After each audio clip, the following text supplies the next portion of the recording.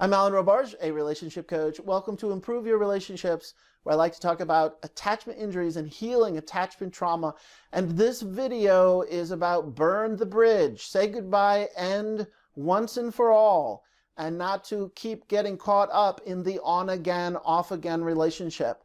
Most of the time, what's happening for many of us who have attachment injuries and unintegrated attachment trauma is that intimacy can trigger some attachment distress, emotional closeness and intimacy, and then the separation from intimacy and the separation of emotional connection can trigger our anxiety and our distress. And we can't manage this. It's extreme. And if a relationship ends and we find ourselves freaking out, and we find ourselves longing and lonely, and we can even feel the emergency, the urgency of attachment distress, which is get back together, I got to get back together. And so then we try to return to the old relationship, to reconnect with the old person, the old pattern, even though we know we do not want to be in this relationship. We know that this person is not the right person for us. So what is meant by this idea of burning a bridge? It means coming clean, coming into integrity, calling out your own game playing and being direct with your partner. Now, it's only advisable to do this if that you have a reasonably safe partner and that this is not about an abuse situation. If that's the case, you might need to tell a friend to come into integrity. You might need to write it in a letter, imagining you're going to give it to your partner, but you don't. But the idea of burning the bridge is to come clean and be direct, very clear about you don't want to be in relationship with this person. And one way to do that is to openly admit and reveal that you're playing games and that you're out of integrity, and that in so many days when you cannot handle your own anxiety, your own panic, your own fear, you will doubt yourself. And you will not be able to maturely handle your own feelings.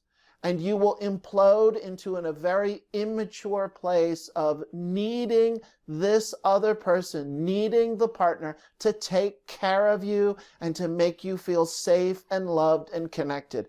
Now, that need, the desire for that, is perfectly fine and beautiful. The challenge and the problem is that in order to act on it, we have to deny or suspend reality that we're trying to get that from someone that we ultimately know that we do not want to be in relationship with. And then we confuse ourselves and we start thinking, well, maybe I do want to be in relationship with this person. You know, it's just so hard to tell. Yes, I do. No, I don't. Yes, I do. No, I don't. We keep ourselves in a state of confusion because we're not quite able to let go, to manage, to say that I can take care of myself. I can totally let go of this relationship. I can let go of this other person because I can take care of myself. One way to burn the bridge is to tell your partner that when you call and you're acting like a salesperson, you're trying to sell the relationship, you're saying, let's get back together. Even for some of us, it moves in the direction of begging and pleading. And I really think we need to get back together. And you keep calling, you keep texting, until eventually either the person responds back or perhaps your partner's doing this to you and you respond back. And so here you have two people who are being very dishonest with each other. And so burning the bridge means very directly saying, I'm out of integrity, I'm being dishonest, and I don't really want to be with you. I'm just expecting you to make me feel better and manage my distress and my anxiety and my panic around fear of abandonment and around rejection. And even if we both end consciously, and if we end, we know very clearly we're two adults ending a relationship, I will interpret this as a rejection, and I can't handle that. And because I'm unable to be direct and honest with my own feelings, I'm going to expect you to take care of me and to take care of my feelings. So I am sharing this with you directly. I'm blurting it out. I'm letting you know that I am dishonest when I keep returning to say, please, let's get back together. I'm dishonest when I text you and say, I'm thinking of you. Maybe we should meet up and have coffee. I'm being dishonest when we go get coffee and I start telling you that I think we can make this work. It's based upon a delusion and a lie, and I'm trying to suck you into my own lie. And this is the foundation of our relationship. And we have been doing this to each other for months and months and years, on again, off again, on again, off again, and I can't do this. And included in burning the bridge, in creating this ending of letting you know that my behavior, when I reach out to you and I make this great declaration of how I adore you and I love you and I need you so much, that's an expression of my neediness. That's not an authentic expression of how I feel about you. I cannot handle the depths of my own neediness. So I project that onto you, and I'm hoping that you will collude with me. You'll play this game with me to make me feel better. And when I do this, it's not necessarily true that I really love you at this level or that I really want to be in relationship with you. Because we know the writing's on the wall. We have been to this place before, which means we don't have the skill. We simply don't have the skill. We are in denial. We are trying to deny the truth that we do not have the skill to end. And we create distraction and diversion, say, well, we could learn the skill and we could change and you could change and I could change. And what's underneath it, what's fueling it, is the attachment anxiety, the attachment distress. And quite honestly, I can't be alone. Because if I'm alone, I equate that to abandonment or abandonment feelings from my history, abandonment feelings from attachment trauma, attachment injuries from my history gets activated. And in that moment, I'm not dealing with that I want to get back together with you or I think that we could be in relationship. I'm just trying to manage the activation of this attachment trauma. And I'm trying to manage the activation of the abandonment wound waking up.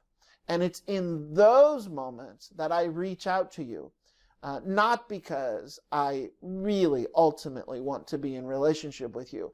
I just want you to do a job and make me feel safe and make me feel better. Because I'm unable to look at that directly and do that for myself.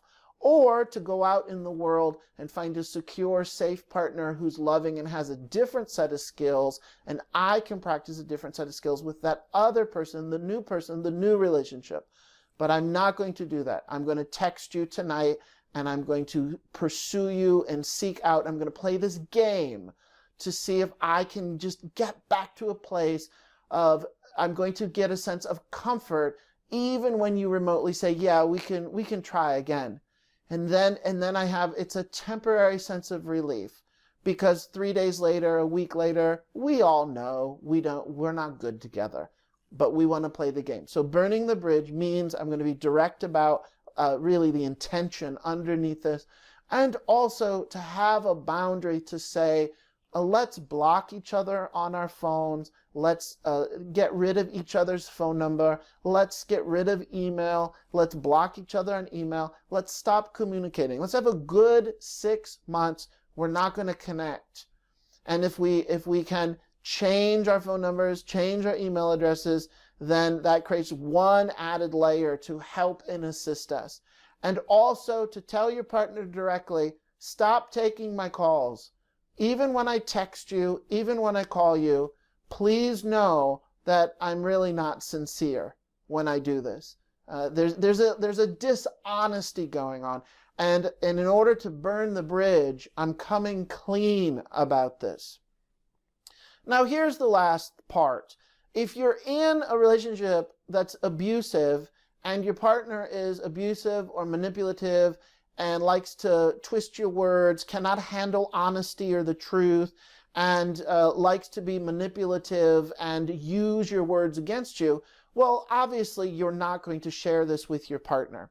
But you could pick a friend, and potentially it would be really helpful if you pick someone where there's a certain degree of embarrassment, where you purposefully, in the spirit of goodness, so I don't mean, like shaming yourself, but if there's a little healthy embarrassment when you reveal that you are engaging in this pattern and that you're acting like this, and that helps expose us. So burning the bridge means be transparent, expose yourself, be open, be obvious that you're playing this game, and what's really at stake here is you're finding comfort around your own attachment distress and being able to manage your anxiety. And when you can't manage your anxiety, you reach out to the other partner. I hope that this is helpful. Thank you for watching this video. If you like it and want to see others just like it, please subscribe to this YouTube channel. You can also learn more about me and the community membership website that I'm creating at my website, which is alanrobarge.com. Thank you for watching.